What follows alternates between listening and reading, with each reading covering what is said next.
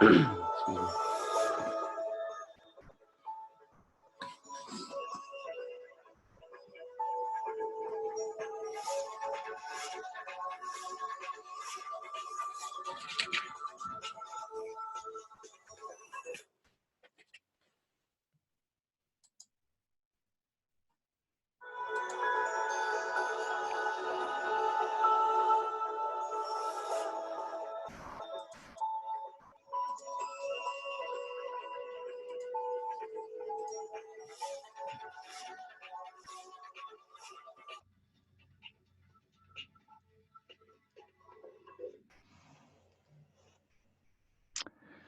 Ladies and gentlemen, good evening. Happy Saturday.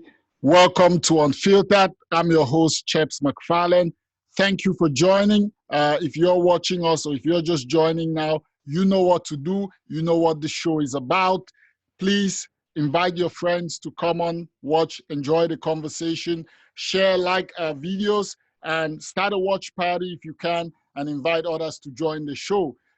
Copy the link and share it, paste it on your wall, and post it in the comment section. If you're in the comment section, leave a comment. As you know, I love reading your comments at the end of the show and responding. That makes me happy. So thank you again, ladies and gentlemen, for joining us. I'm live here, right in Sydney, Cape Breton. In studio with me is Lieutenant Matt Casey. Yes, sir. I'm so delighted to have you here, sir. Welcome to the show. Thanks for having me on, man. Thank you very much. Ladies and gentlemen, we are sorry. I apologize for the late start. You know, when you have a mobile studio, you have to kind of set things up and get things going. So that's what we've been trying to do. But hey, here we are. We have the show. Happy Valentine's Day to those who celebrated yesterday. It is the week. Me and you and our better halves were out last night celebrating the Valentine's. It was a nice occasion. It was. Nice catch-up time too. Absolutely. Yes. So we are very excited, and we're going to delve right into things. But I just wanted to, again, advise you, our viewers, thank you for joining. We're so excited. Please share our video, like, encourage others, start a watch party if you want. We have an incredible guest, and we're going to be having a good discussion this evening. And so relax, and let's get right into it. So, Mr. Casey, or Lieutenant, how things? You know what? I can't complain at all, man. Yeah. Things have been, over the last few years, have been right. No complaints at all. You know what? I remember, I think maybe 5-6 years back when me and you hang out, and at the time you were still doing your engineering studies, and I was pursuing my law degree, and we would talk about, you know, service, you know, in the forces, and we talked about a lot of things, and little do we know that 6 years from then, you would already be all the way in and up to the rank of lieutenant. I am very happy for you. Congratulations. Yeah, appreciate it. Yeah, it was quite the journey. I mean, it kind of just fell into place. I mean, like I was always attracted to the military. Right. My father was in the military, and it was always something I was very attracted to. Right. But yeah, it's just kind of fell into my lap, and it was one of the best decisions I definitely ever made. That is really nice here. We'll be talking a lot more about that, but let's start with something more introductory. So, what or who represents for you the best reminder of your Irish heritage? I know our viewers are just going to know that now because I'm asking you this, but you have Irish heritage. I do. It's a big part of your system, your support system, your belief, your person, right? So that's why I'm asking that. So. Yeah, my father's from Ireland. He was born and raised there, Tipperary. Right. So, yeah, like he emigrated to the States when he was young, like early 70s, I think. Right. So he was down there working. My mother was, I always tell everybody she was doing nursing, but I'm not actually 100% sure what she was doing down there. She was doing some kind of education anyway. Right. So they met at a at a pub, believe it or not. He was playing music, and she was friends with a crowd that he was hanging around with, and they met, and that's that. So now I have a whole side of my family in a different part of the world, which is pretty cool. Nice, Yeah. nice. And you've been there quite a bit. Yeah. Yeah, I've been going back and forth there since I was a baby, actually. The first time I remember being there was probably, I don't know, maybe I was 7 or 8 years old. Right.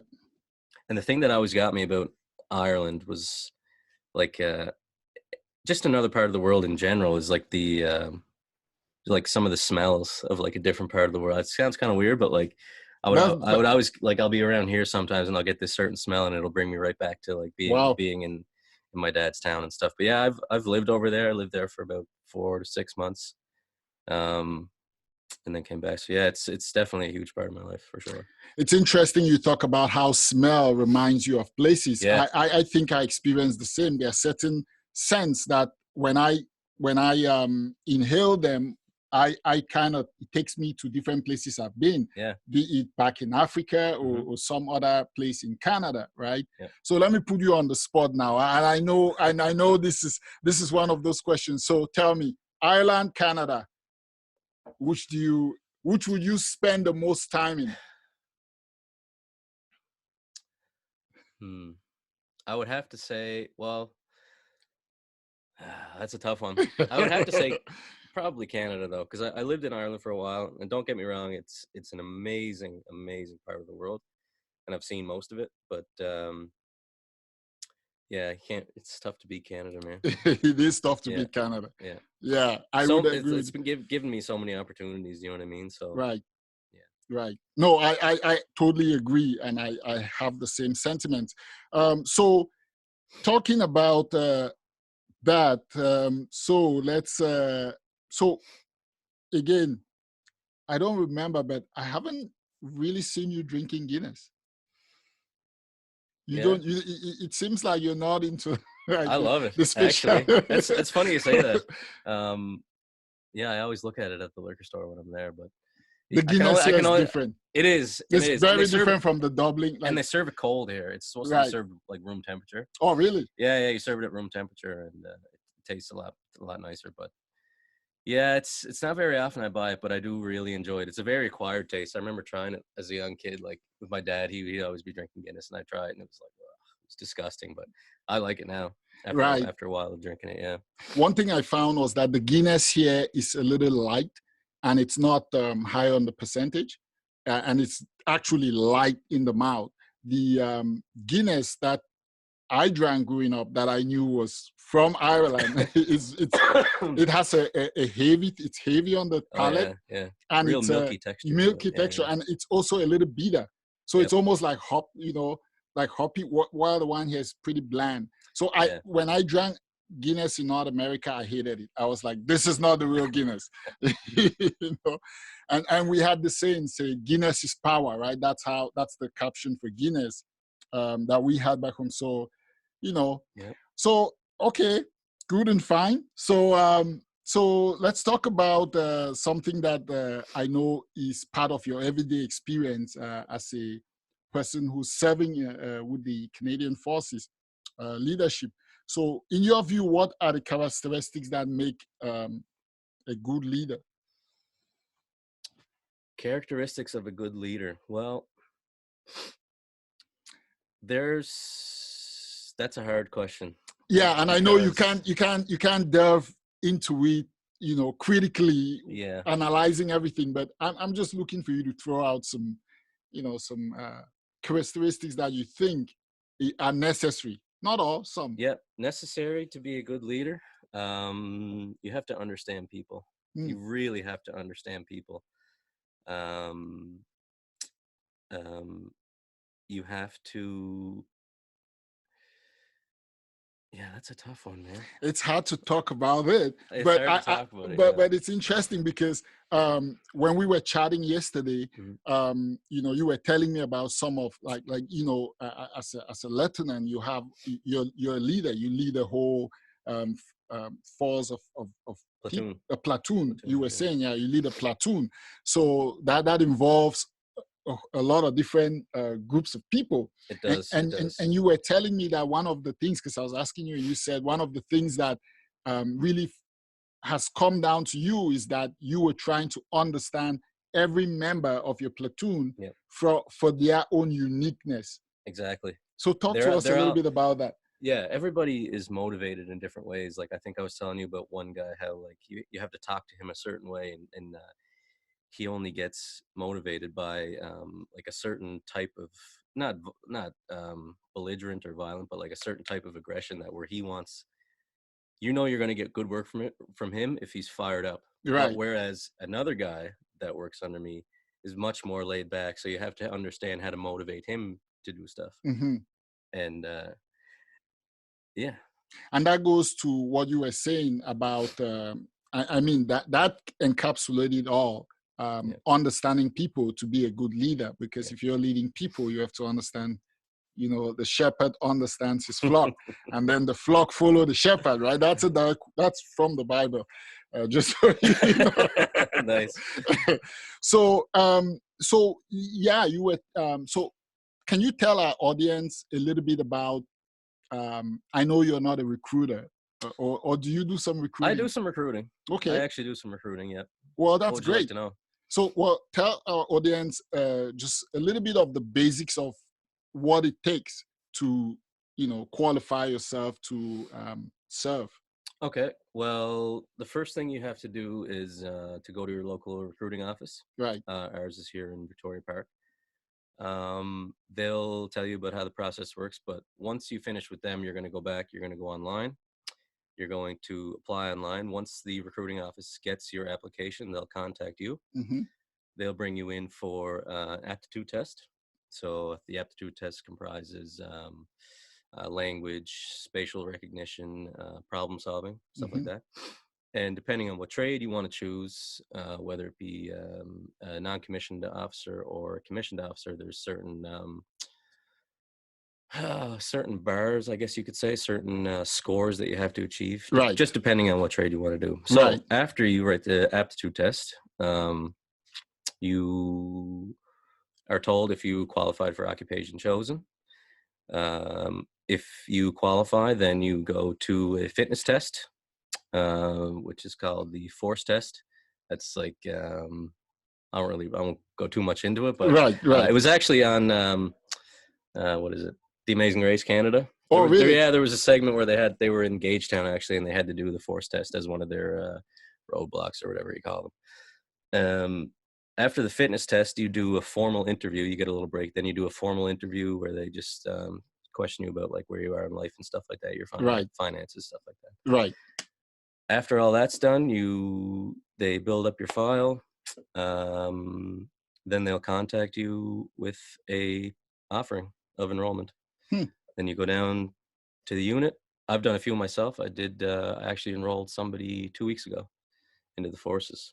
Interesting. Where they can do a solemn affirmation, or they can swear on a Bible, and they read an oath. Right. And boom, you're part of the forces. You're part of the forces. So what kind of when do you do the basic training then? Do you do it after you've been enrolled into the forces? Then you go for your basic, or? Well, it depends, because they only run so many courses a year. Right. Here in Sydney, it's usually in the winter. Yes. So depending on when you're enrolled, you like I was fortunate when I enrolled. It was late June 28th. So right. 5 days later, I was on my basic training. Yes. Yeah, but it just depends when you enroll, when they can get you on course. Okay. Yep. Okay, this is another question that I think in line with what we're discussing about, and this might also be one of those tough ones. You're lieutenant, man. I gotta ask you the tough question. Yeah, no, absolutely. Okay, so can good leaders be bad people, or can bad people be good leaders? Well, you look at history for that one. I mean, I don't want to say Hitler was a good leader, but he certainly knew how to influence people. And yeah, he had quite the following. But Yeah, I mean, it's Can you really even draw a distinction? I mean, like if you're analyzing leadership, can you even make a distinction as to, okay, what level would you, because I mean, all of us, we're human. Mhm. We have flaws. We make mistakes. We there are errors, but inherently there are some people who are just prone to being bad, right? Yeah. And there are some people. So can you really? I mean, I guess I'm struggling because as a leader, you understand that sometimes their human side gets the better of them, Yeah. right? So if you're trying to analyze that question, can a good leader be a bad person, or can a bad person be a good leader? Can you In even terms draw of, that distinction? Because where do you assess the badness, the level of badness, to what point, or even the level of goodness? I suppose there's a line that you can cross. I guess you're talking like in terms of their decisions that they make, types of decisions they make. Yeah, that included. I just mean generally, like. Yeah, I mean, I've seen bad leaders. I shouldn't say bad leaders. I've seen maybe not necessarily bad people, but Right, like people with interests that you wouldn't maybe typically associate with a leader. You right. know what I mean? Kind of like their own agenda type thing. Yes, So I mean, yeah, you like if you can make your way into a position where you're a leader and you have bad traits, we could say. I mean, yeah, or better still, bad motives. Like you said, you were saying, Hitler, wasn't a good person, no, but he definitely had leadership skills, which absolutely. helped create the influence that he could. Hmm. I guess that's that using that example can explain. And it trickled down from him, like it trickled down into his sort of generals, I guess, and like not all of them, but a lot of them, and then it would just slowly trickle down into the common soldier, where they just take on his motives and his beliefs, right? Right. Yeah, That's very interesting, and something that we have to explore more, yeah. in our conversations. So, who are some leaders that you admire and who have inspired you? I would say that actually, funny enough, the my course officer for my basic training, I actually was on an exercise with him 2 weeks ago, Oh, is and he got promoted to the rank of major, and he always inspired me for some reason or another. He was just very intelligent, which is another. I didn't really want to say this, but like intelligence, you have like it's a very important part, because you have to be able to take in a lot of information at once, a lot of different types of information, and right. make timely decisions Hmm. for your, whether it be a platoon, a company, a section of guys, which is 8 guys. Yeah, so you have to be smart. But yeah, I don't know what it is. It's just he's so he always knows what to say. You know what I mean? Like he Yeah. always has the right thing to say at the right time. Uh, yeah, so him definitely, he was an inspiration. I mean, you pick and choose, right? No, I understand. I've come across brigadier generals. I've come across full colonels. I mean, you pick and choose. Like everybody has a certain trait about them that you say, "Oh shit, like I like that about that guy. I'm going to try and Right. incorporate that into my leadership style."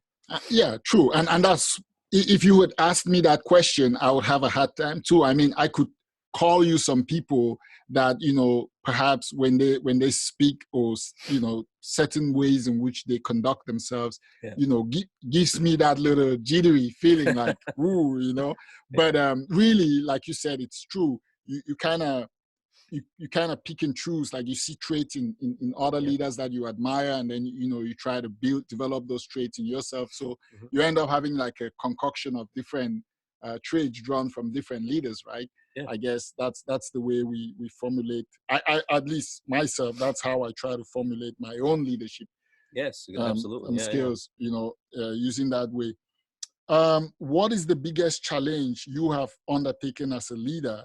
Were you successful or not? If so, what do you credit the most for this success or failure? Biggest challenge in terms of? It could be biggest challenge. Now we're simply talking about leadership and following in line with your military experience and you being a leader in that regard. But we're going to be talking a little bit about the other work that you do, which is also very interesting. But I'm just asking about in general, like General? Yeah, in your life, So be it in the military, be it in all the other works you do. What are some of the challenges that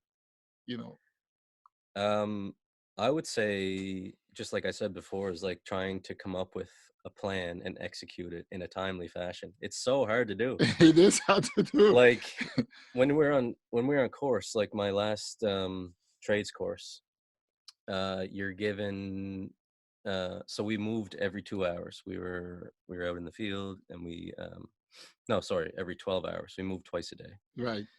So when it's your turn, the platoon commander, you get minuscule amount of time comparatively to what your task is, Right, to figure out on the map like where you're going, where the enemy is. You got to make sure all your people are in check. You got to make sure everything is like when you're about to move, you got to make sure everything's being taken down, everything's all the non-essential stuff is already loaded on the trucks, ready to go. You got to make sure everyone's fed. You got to make, you know what I mean? Like, so all that, and then you got to make up the route that you're going to take and all this, but you don't have a lot of time. right. So that's probably one of the things I find most challenging about leadership is just the time crunch. And you were telling me something very interesting yesterday, just the way it is set up, like the way the chain of command is set up. It's like, yes, for you being a platoon, commanding a platoon, you have to rely on each of the other leaders in the various sections that make up the platoon. So when you talk about managing that time in a minuscule amount of time, it's also managing those, you're also sort of expecting these other leaders to be on time so that you can then move the whole operation. Yeah, you can't. One of the principles of leadership actually in the military is trust but verify. Mm-hmm. So you got to trust these guys that they like. I mean, I trust all my guys. I know they know what they're doing. Right. And hopefully they trust me as well. I think they do. But yeah, you gotta trust that, like, when you give your orders, that they're gonna go and execute also in a timely fashion what you want to have done.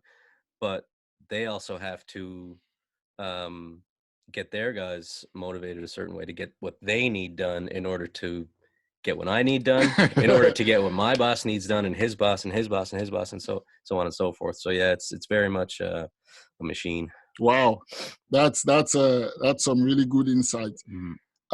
So are there any other, I know that I'm being careful because, like, we can't really go into a lot of things, but like, what are some of the challenges or like, no, you've identified that, but tell me about like a success story that you've experienced, that you were like, wow, like, how did we get out, and I know I'm directing my questions to the military, but you could talk about you could draw examples from any other place. Well, in the military, in terms of the military, success stories, is that what you're getting at? Yes. Success stories. Well, in the military, anybody can join the military, and I guarantee you will find, you will figure out part of your personality that never existed before. Like, you were like, everybody's thinks they have, even myself, I was like, at times, especially in the winter, I was like, what am I doing here? Like, you know what I mean? Like, I don't think I can do this. Like, this is so hard. And like, you just keep one foot in front of the other, man. You just like keep going. Like, I used to tell myself, okay, I just have to get to breakfast. They have to feed me. They have to give me something to eat. I'm going to get to stop for a few minutes at least. Just keep going until I get to breakfast. I get to breakfast. then I just, okay, keep going till lunch, go till lunch. You just, you know what That's I an mean? Like, interesting, yeah, you set interesting, small goals. right, You set small goals, because if you set this big goal, like you're at the start of um,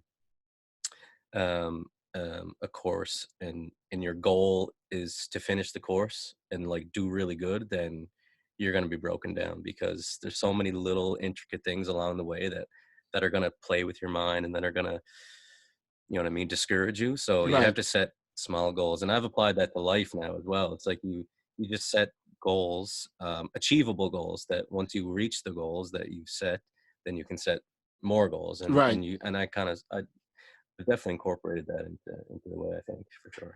So definitely there's a lot of psychological Oh man. strength and fortitude needed to, sort of play in that arena. um, um, what do they call it? Mental resiliency. Mental resiliency. Yeah. Right, It's a big part of it. right. Big part of it. So going in, do you find that going in, obviously you had resilience, but and I'm saying this because I know a little bit about you, but coming out, would you say that you've definitely developed a lot more mental resiliency, as you say, or do you think that once you went in, you sort of had a good foundation and you've just built from there? I would say, I mean, of course, it's helped build up mental resiliency for sure, but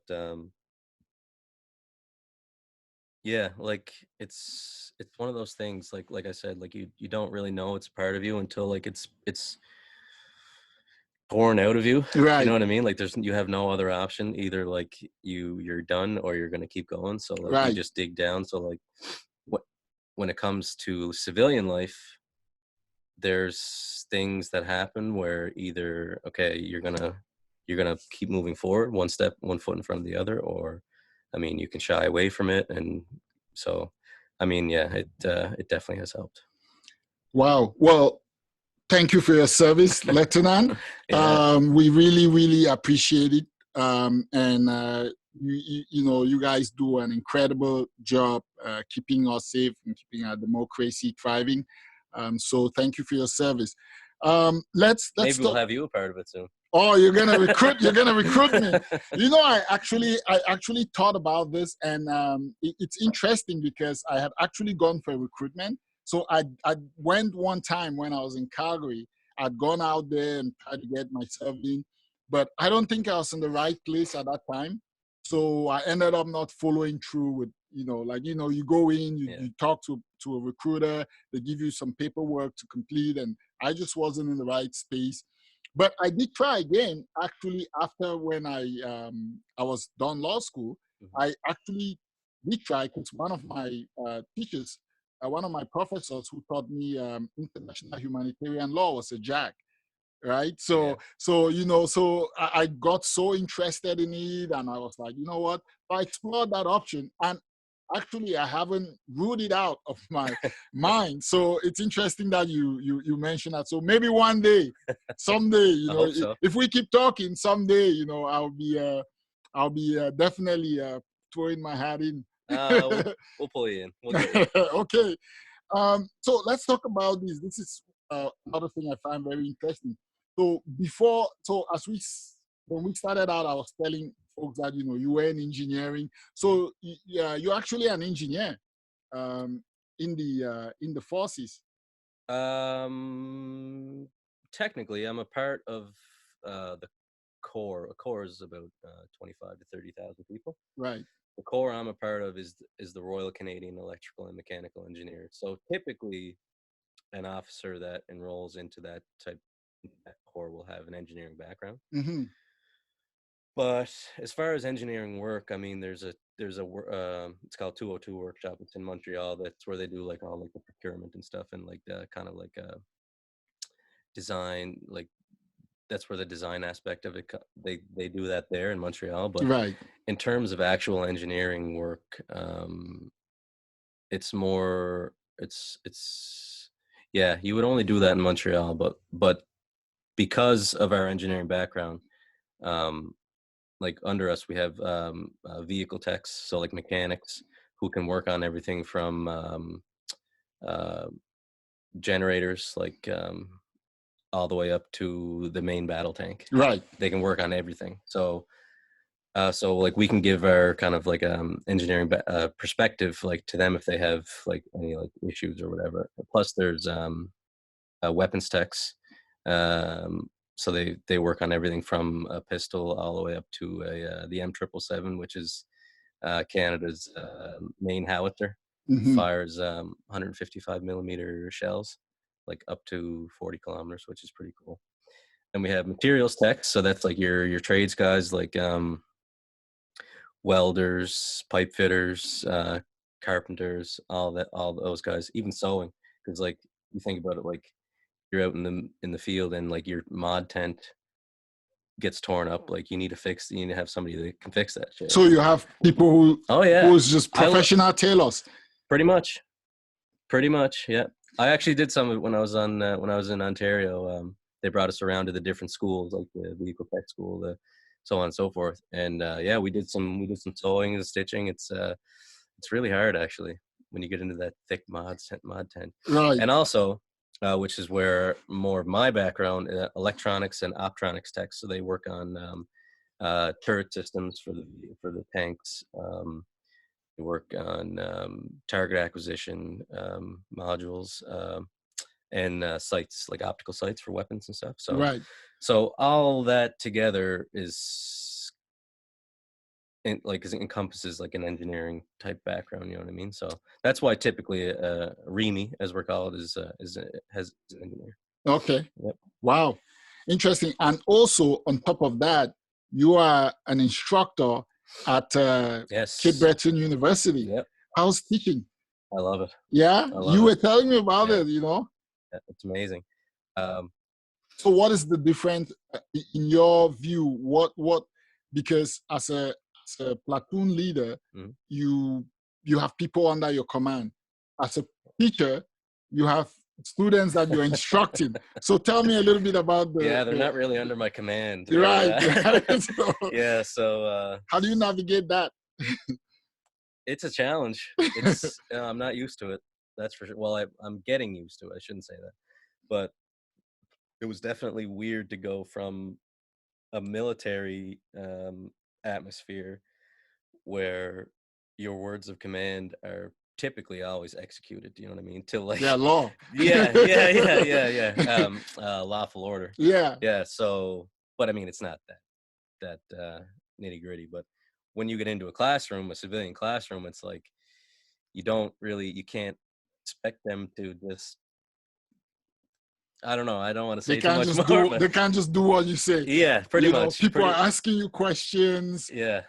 People are doing whatever they're doing in classrooms. They're on their phones and you're like, just like talking and stuff. And it's just, I wasn't used to that right away. But but I mean, But you tell me that you really enjoy it. I do. So what are what is challenging you differently that makes you enjoy that setting, even though you still enjoy your job as your role in the military?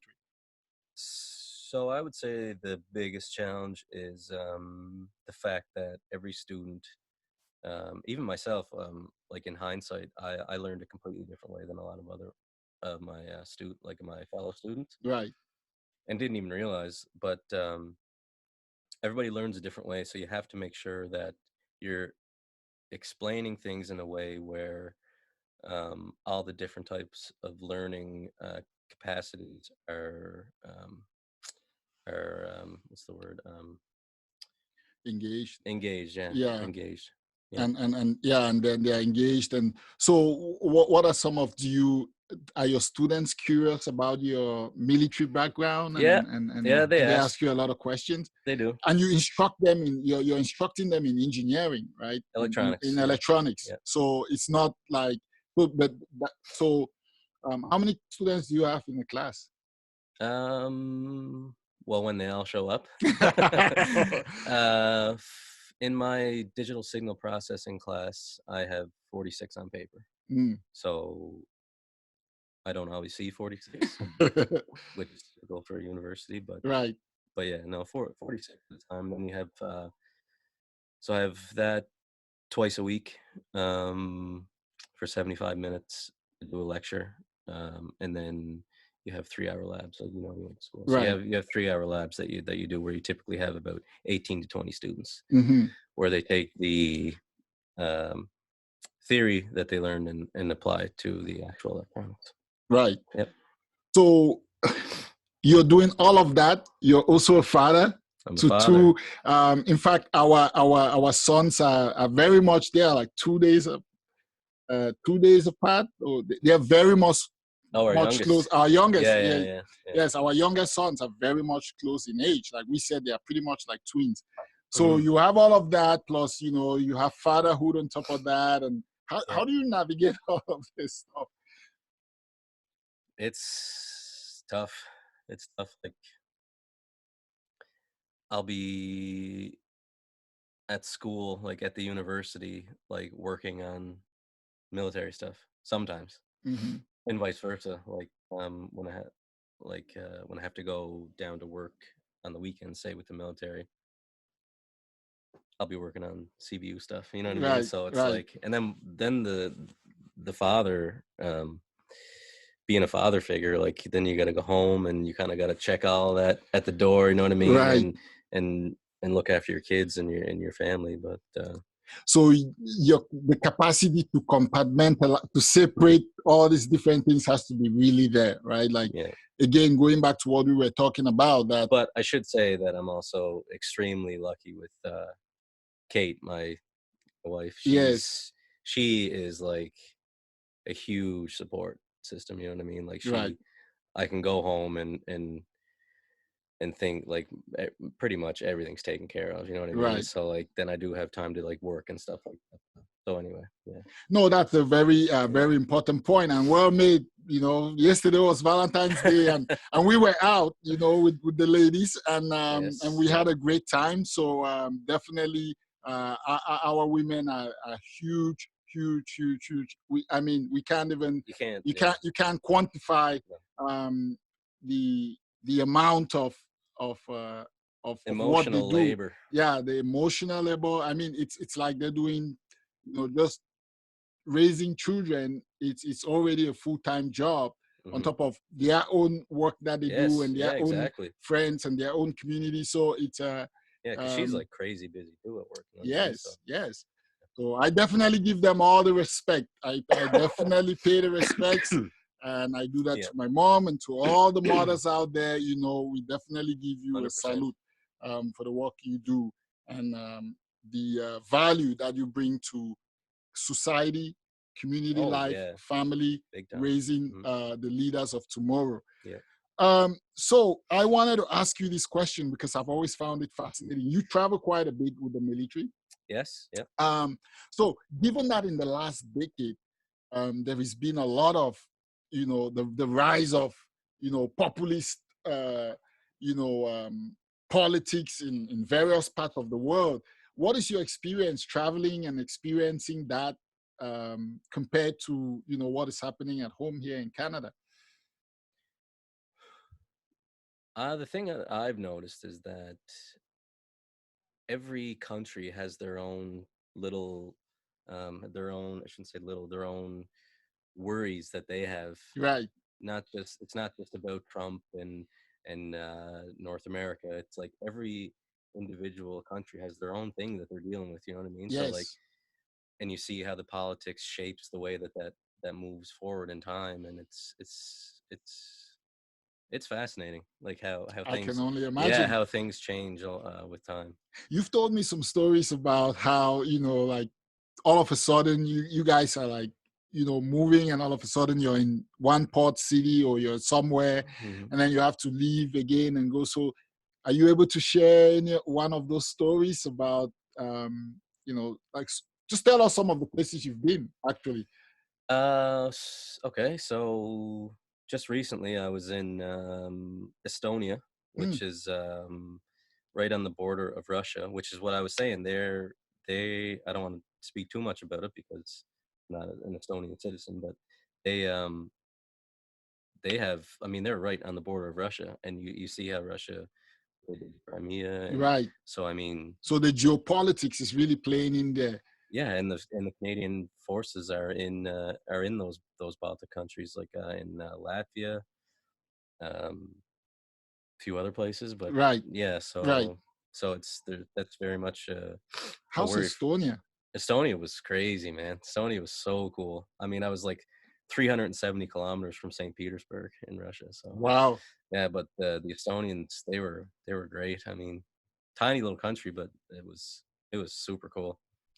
Yeah. So is that another aspect, the the traveling to different places to do work, is that another aspect that you enjoy about this? I would certainly enjoy that. Yeah, just the opportunity. I mean, to go and experience another part of the world in uniform, like as a part of like Right. representing your country. You know what I mean? Like Yes. we went there was a delegation of about 7 of us, so there was 4 boys and 3 girls, all from different parts of the forces. So um, there was, I think, me and 3 other Army people, Mm-hmm. a couple Navy people, and an Air Force member. So even just meeting them, I mean, they were from like other parts of I was the only one from the East Coast that got to go as part of the delegation. And they were from, 2 were from Quebec, 1 was from Edmonton, Ontario and stuff like that. So even that alone was pretty cool, just to get to like hang out with people from around across the country. Then I met people from 16 other countries and like got to learn about how their military works and stuff. I didn't realize how many countries are conscription. Hmm. There are a lot of countries where service is mandatory. Yeah. A lot. Yeah, there is a lot of countries where it is mandatory. Man. Right. Yeah. So what are your thoughts on mandatory service? What do you think?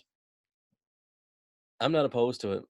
I'm really not opposed to it, man. You think that at, say, 18 or 21, a couple years in the military, people should go in for a couple of years, you were telling me yesterday, actually, because we were talking about a number of things, and then you said, when you find yourself in a life situation like this, then you don't even know it, but your military training just kicks in and you can deal with things, from that perspective without even knowing that that is what you're applying. Can you talk to us a little bit about that? Depending on how serious you take your training, because not everybody in the military takes it, 100% serious, you know what I mean? So, right.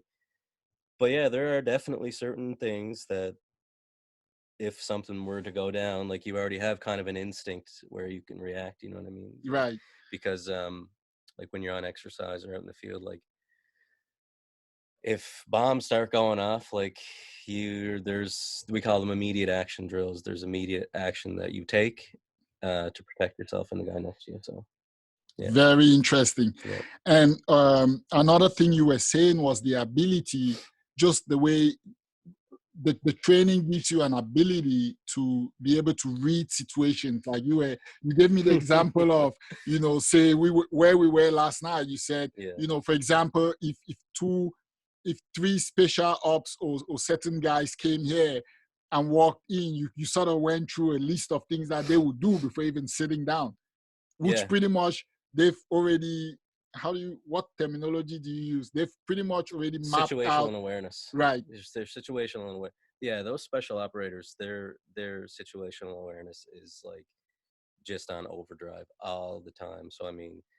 they walk into a place, they already know who's a threat. They know how to get out of the they're in. They know, what vehicles are going to have weapons in them. They know all that stuff immediately. Right. Yeah. I shouldn't say immediately, but they have a pretty good idea of how to get out of the situation. Right. Very, very interesting. Fellow viewers, ladies and gentlemen, I am here with Lieutenant Matt Casey.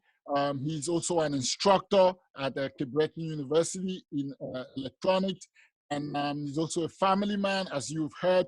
And we are just here having a discussion on some quite interesting areas of his experience and work. Thank you for joining. If you're just joining now, this is Unfiltered. I'm your host, Chaps McFarlane, and we will be continuing. I wanted to ask you this. Can you tell our viewers something about discipline? Because it seems to me that that is a huge part of what you do as a member of the forces. So how can people, how did you cultivate your own discipline, and what are some tips that the viewers can use if they're trying to, if somebody's struggling with, discipline, whether it be in trying to do some side projects and, you keep postponing. How do you cultivate discipline into a project that you're doing? You have to, I mean, it sounds so cliche, but you have to set your mind to it. Like, that sounds so cliche, I know. No, that sounds absolutely. But it's the focus. It's to be able to tell yourself that you are going to get through this, like, no matter what it takes. You know what I mean? Like, Right. I can't speak for everybody, like, but yeah, it's something they definitely drill into you. I mean, you're up in the morning, 4:30 every day. You're going for runs. You're being yelled at constantly. It's like, well, that's more of just like to stress you out and stuff. But I mean, it's an acquired thing. You not for everybody. Some people are born very disciplined.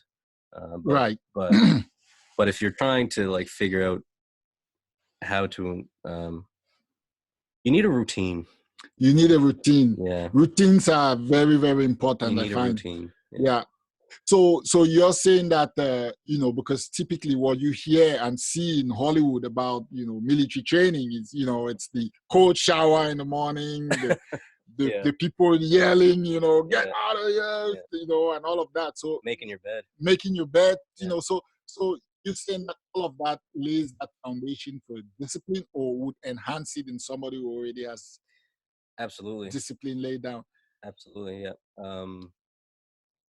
A lot of people that join the military are just at the age where they are allowed to join, so 16. And a lot of these young kids don't necessarily even do their own laundry at home. You know what I mean? So they're going into this organization where you need to pick up your socks right away. You know what I mean? So like, and there's no mercy. Like those, I think, the younger generation, they really benefit from it. Yeah. So how do you, as someone leading a platoon with a lot of different people and a lot of different components, how do you ensure that, or do you ensure that everybody's in the right state of mind when you take on an operation, or when you have to take on, you have to get out there? Like, how do you ensure that, everybody's in the right frame of mind, or do you? You do. You do rehearsals.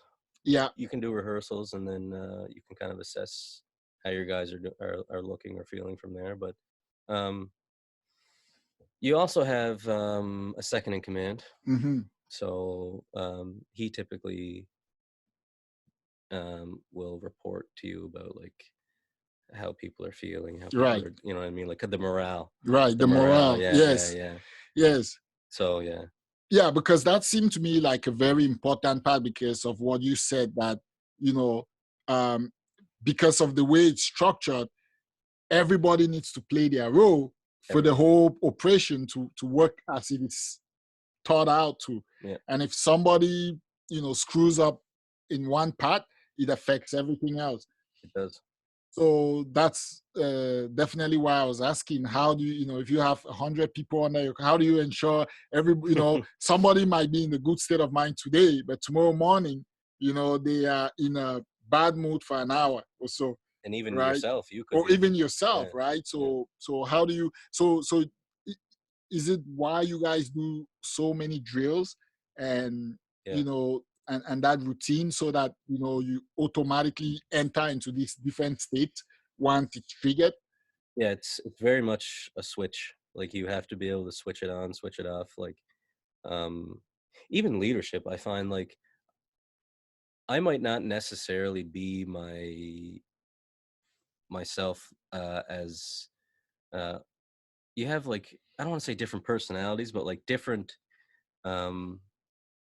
ways of communicating. So like, but sorry, what did you just say to me? Yeah, because I mean, I was asking about having like 100 people, and we were talking about, even yourself, sometimes, you're not in a good mood, but you got to go out there and lead these people, right? So, yes. and you were saying, yes, you have to be able to switch it on and switch it off. Yeah. And, and I find like you were going back into leadership and saying the same thing. And I find that is one of the things that I've always found fascinating, because as a leader, you might not be having the best time, but you have to go out there and motivate the people that you are leading and ensure that you get the task done or you get something done. Well, even I'll say even just doing the show like this, we have different moods. There are some times when it's all planned out. I've already set it up, but your body's just kind of like something of that nature. But because of that discipline, you have to go out there and you have to play it out. I know people are gonna call me up and be like, "Oh, Mark, hopefully you're not struggling." No, there's no issue, but it's just recognizing that we are not always at our 100%. But even when you are not at your 100%, you still can go out there and do what you need to do and get it done. You don't have to be at 100% all the time. And although our society always seems to make it feel as if you have to always be perfect, the best, or nothing, that's a false lie. You can still do the best that you can, even if you're not operating at that higher level. It's a huge component of mental wellness also in that, and that's why I'm sort of saying this. That's where all that mental resiliency training comes from. Right. I mean, we do a lot of it. Right. So yeah, just like you said, you might not be in the best state of mind, but you try and check all of your whatever you're dealing with at the door to complete the task at hand. So just like if you go out in the field for an operation and something happened and you came home, you have to be able to get into your family mode and ensure that the kids have what they need. Your wife is satisfied. You don't sort of bring that back, right? That's just a kind of a loose example. It's just like you don't bring that back and then project it on everybody else, right? No. So very, very interesting. Now let's talk about something that we've sort of touched on a little bit. So what are some of the, again, I'm just saying we had Valentine's Day yesterday. We're both married, so maybe this question, but what are some of the common myths about love that you've encountered? Common myths about love. You can give it from any perspective. You can apply some engineering into it. You can apply some military knowledge into it. You could just myths about love. Do you have any myths about love that you've encountered? I mean, I'm not really sure what you mean, and I don't think. Well, one of the myths that I've thought about and I'm exploring is this whole idea of whether there is some level of it that it's a social construct and how much of it is a social construct and how much of it is natural, because I think that, and it depends on what kind of love you're talking about. And how much of it is biological. And how much of it is biological, right? That's what I'm getting at. I know what you're saying now. Yeah, right. I know what you're saying now. Because, I mean, of course, the natural love for a child and the parents, the biological parents, that's there. But when you go out into relationships of intimacy, so how much of that, because you have to develop that, right? So that's what I thought we'd explore a little bit. I just wanted to get your perspective on that. Yeah, I mean, I remember years ago I was listening to or reading something about genetics, I think it was, and somebody said that love is a trick just to get us to reproduce. And it really made me think, and I was like, that's very interesting. Holy shit. Like, if you think about it, like reproduction, that's like what inherently tied to, yes. Yeah. So then I was like, well, maybe it is, but I don't think, I mean, maybe it's a part of it, but I mean, I love my family like unconditionally, you know what I mean? Right. Like there's whether it's my genes telling me I need to reproduce or what it is, I don't care, man. Like it's It's just flowing. yeah, Natural. yeah, It's just yeah. flowing, Even right? my dog, man, like love my dog. Mm-hmm. So there's definitely something more. There's more to it than just. And just so our viewers know, he's got a black lab, right? Black Black Labrador. lab, Jasper. Labrador, Jasper. That's He's his the name. man. He's a beast. He's pretty. I've known Jasper since he was little Jasper, and now he's just tearing the whole place. Well, he's getting older now. He's like, getting he's like 10 years old now. So let me ask you this: how much harder is it to be in love while serving? Well, I'm in the reserve, so I'm in the primary reserve. I would say that it's not as difficult for a reservist than it is for somebody that's in the regular force. Yeah. Right? Because they don't have a choice. If Canada deploys tomorrow, I have a choice where I can say, you know what, I can't go. But whereas a regular force member does not have that option, he has to go or she has to go. And I think that would be very, and then even moving around, like even in peacetime, right, you're getting posted to different places around the country. Your kids might get friends, have friends for 3 years, and then you have to leave and do it all over again. So definitely the regular force, it would be hard to manage that, but I'm fortunate enough that I can stay in Cape Breton and still be part of the military. Yeah. So that's really interesting perspective, because when you tell somebody that you're interested in the military, the first thing they tell you is, oh, you're going to be moving about, like you're going to move so much, and and that's what most people usually say, oh, you're going to move around, like it's hard and grueling. But I haven't really got that vibe from you, like since you've been. So that's why I'm curious about how different people deal with that situation. Yeah, no, it's more regular force members, but yeah, normally if I'll have lots of notice before I have to go anywhere, or so that I can discuss it with my family and say, I got to go here next summer, or I'm going here for 3 weeks, or I'm going away for the weekend. Right. You know what I mean? So they typically have lots of notice. Another very interesting thing that our viewers would be interested to know about you is you actually are a phenomenal soccer player. That's how we met. Yes, remember that is actually we actually met playing soccer, competitive soccer. And I was playing for the Sydney Scorpions, and you were playing for the New Waterford Wolves. The New Waterford Wolves. And I was like, who's this mad guy? Like.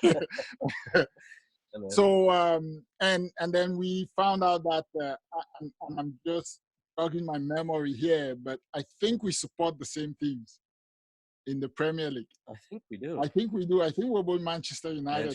Manchester United, okay, Red Devils. I wasn't sure. Absolutely, yes. Red Tide. So what do you think, man? They're doing so bad this they're not even in the top 5.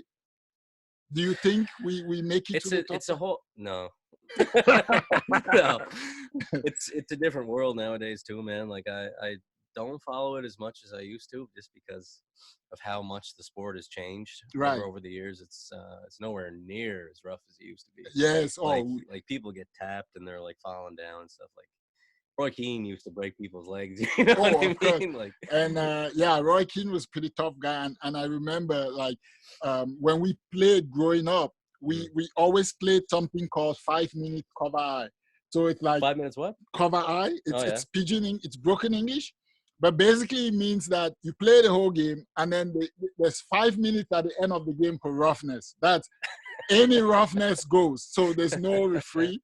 So it's called 5 minutes closed eye. So nobody sees anything. You can kick people as you want, and so that gave us the toughness, right? Yeah. Playing soccer, because like you play, and then but when I came here, it's like, oh, you can't even slide tackle, like you can't do this, right? So, but it's I love the sport. I love the sport too. I mean, I haven't played in a few years now, but it was a huge part of my life growing up. Like I think this summer we should take the ball down and see if you can still wrap your legs around it again. Yeah, I still have a soccer ball. I mean, I juggle around in the basement every so often. But do you think the boys are gonna play? What sports do you think the boys are? I don't know. Finn and Levi? Um, Those are his sons' names. If yes, Finn and Levi. Finn and Yeah. Levi. Finn is 4 and Levi's 1 year old. Right. Years old. I really don't know. I mean, they both can throw balls really well, even for how young they are. Especially Levi, you can throw a ball. But I honestly don't know. I mean, They're gonna they be can get athletes, into whatever. Yeah, definitely. maybe they can do whatever they want. I mean, I'm not going to enforce sports on them, but I feel like they could do well. Yeah. Yeah. So we'll see what happens. No, I think the same thing, and I same with your children. Yeah, too, same. Right? Yeah, Carson and like even Carson. I was watching video of Carson on his hoverboard thing. Yes. Man, he's like so smooth, so much balance. You know what I mean? So Yeah. like. Yeah, he makes it so easy. Yeah. He glides around that thing, and I saw a video of him scoring a goal. Right. Yeah. So your kid's already into it. I think we took the same approach too. We're not gonna force it on them. We just let him play. He when he was younger, he was into theater and dance, and now he's more into the sport. So who knows what he's gonna be into. Interestingly, he likes floor hockey really, well, but not the ice one. But he loves to ice skate, just not play hockey on the ice, which is interesting. I find that that is the way it is these days. And Nala is a dancer, right? And Nala is doing ballet, so ballet, yeah. And I think she could be into theater because she can play for hours by herself. She's got a really creative mind, and she creates all these characters and plays different characters. So, that's very interesting to watch them grow and see all of that. It's unbelievable. So one of the things, and we're coming up to the top of the hour there for time to wrap up the show. There is still a lot of things that we could talk about. I mean, this gentlemen have had so many very interesting conversations over the days, and we will have more. We'll have him back at another time, and we'll talk about some other things. We wanted to explore science. That was a huge part of most of our conversations. Have always revolved around science and its impact. Anyways, I should ask you one question though on that before we wrap up. Just to. So let me ask you this: do you think? What are your thoughts about science and spirituality? Are they complementary, or do they just are they at odds with each other? I think for a lot of people they're at odds with each other, but I mean, I'm not necessarily the most spiritual person, but I should say that there's a caveat here, and it might sound whatever, but like. I get sort of a spiritual feeling just looking up at the stars, you know what I mean? So like, it doesn't necessarily have to be a religion or anything like that, but like you can definitely. I totally understand what you're saying. You can definitely get a sense of spirituality from science. Yeah, for sure. Well, when you look up at the stars, like you say, and you think about the universe, you marvel about it. Yeah. And when you marvel about it, you start to think in terms of spirituality, because you either think, how did this all come about? Yep. And yes, you can talk about science and talk about the Big Bang and all of those things. But then if you step back for a minute and you start thinking, how are we connected to all of what's happening over there?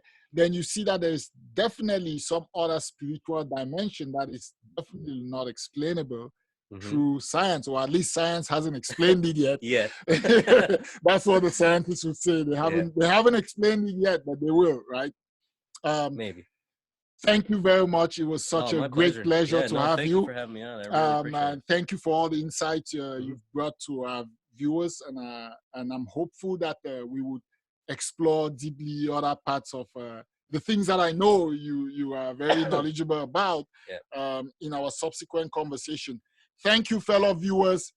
This was Unfiltered with Chaps McFarlane. We thank you for supporting the show.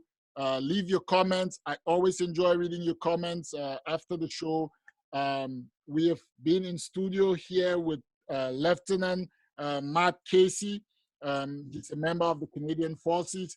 He's also an instructor at the Cape Breton University, and he's a resident of this beautiful Cape Breton island, where we have had this episode of the show air. So thank you all for watching. Have a lovely Saturday evening. Go out, relax, enjoy. That is what you have to do in life. You have to live life to the fullest. You give love out when you can. And you know what? Take some time for yourself if you need it. Thank you for joining us this evening, and adios. See you later.